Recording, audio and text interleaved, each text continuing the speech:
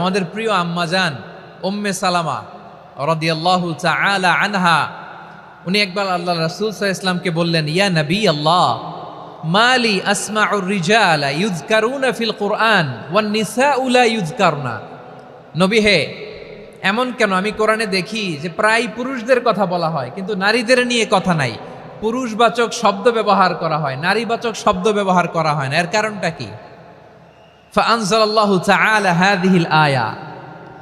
এরপর আল্লাহ তাআলা উম্মে সালামা রাদিয়াল্লাহু তাআলা আনহার এই কথার প্রেক্ষিতে তার এই অ্যাপিল, তার এই আবেদন, তার এই আকাঙ্ক্ষা পূরণের জন্য এই আয়াতটি নাজিল করেন। চিল্লায় পড়েন সুবহানাল্লাহ।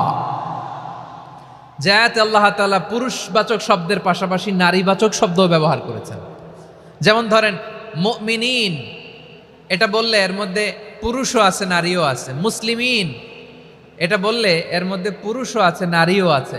কিন্তু এই আয়াতে আল্লাহ তাআলা মুসলিমিন বলার সাথে সাথে আবার বলেছেন মুসলিমাত।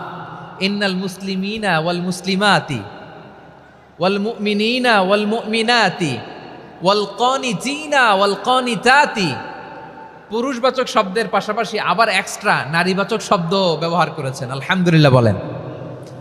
প্যান্ডেলে যে সমস্ত আমার বোনেরা নারীরা আছেন, আপনাদের খুব খুশি হওয়ার কথা যে উম্মে সালামা রাদিয়াল্লাহু তাআলা আনহা, আমাদের আম্মাজান বিষ্ণু ইসা ইসলামের প্রিয়তমা স্ত্রী, তিনি তো আপনাদেরই প্রতিনিধি, আপনাদের রিপ্রেজেন্টেটিভ হয়ে তিনি বলেছিলেন শুধু পুরুষবাচক শব্দ কেন, নারীদের কথা কই।